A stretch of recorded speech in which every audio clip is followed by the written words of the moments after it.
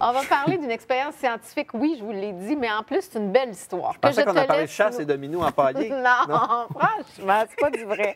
C'est rien de vrai. OK. C'est juste pour la TV. OK, d'accord. Je t'écoute. Oui, donc, on va parler aujourd'hui du monde qui est beau. Oui.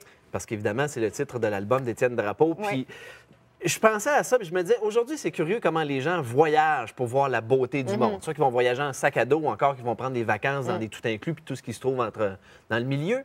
Et moi, mon postulat de base, c'est que tu n'as pas besoin de partir à l'autre bout du monde pour voir la beauté de la vie. Et il y a une expérience qui a été faite en 2007 qui est absolument phénoménale sur la capacité de l'homme à voir la beauté ou à ne pas la voir. Ouais. Alors, avant d'aller plus loin puis de vous l'expliquer, on regarde une petite vidéo tout de suite et on revient.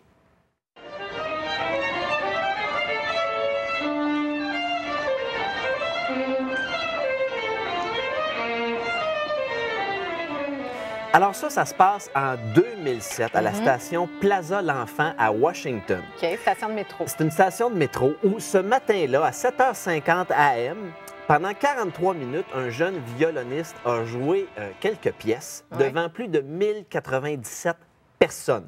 Qui sont passées, là. Qui sont passées. Qu'on a vu. OK. Sur les 1097 personnes, peut-être que vous l'avez déjà entendu cette histoire-là à la maison, c'est une histoire vraie, je suis vraiment allé chercher des faits là-dessus. Et sur les 1097 personnes qui ont passé, il y en a 4 qui se sont arrêtées pour prendre le temps d'écouter le jeune violoniste.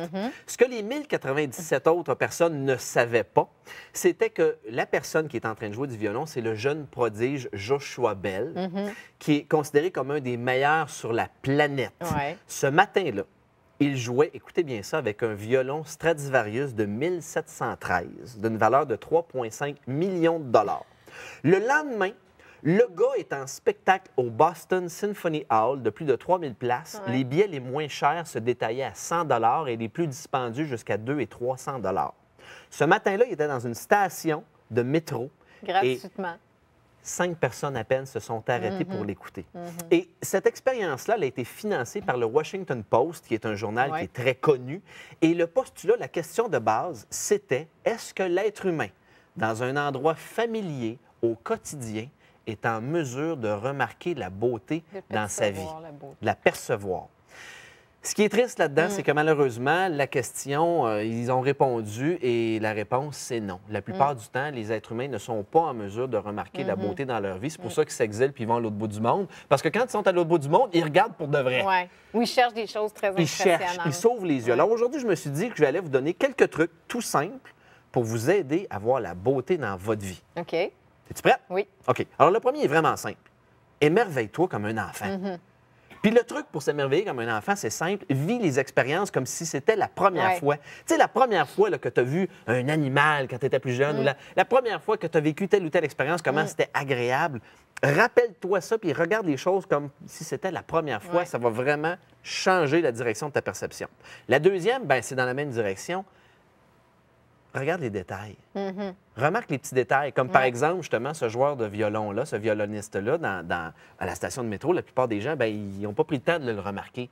Alors, prends le temps de remarquer les petits détails comme ça. Et puis, finalement, un petit dernier, remplace le jugement par la curiosité. Mère Teresa disait tout le temps, quand vous êtes trop occupé à juger, il n'y a plus de place pour aimer les gens. Alors, plutôt que d'être dans le jugement, ouvre-toi et reste dans la curiosité. David Bernard, tu nous fais du bien. Ah! Merci. Moi, j'ai l'impression que ça a ouvert mes yeux encore plus, puis c'est sûr que je veux voir davantage. Veux-tu que je t'en sorte une dernière bonne? Ah oui, Oscar Wilde, Oscar Wilde. Oui, Oscar Vivre est ce Wilde. qu'il y a de plus beau au monde. La plupart des gens existent, c'est tout. Alors, si vous voulez vraiment vivre, prenez le temps de voir la beauté autour de vous. Bien, merci. Merci infiniment.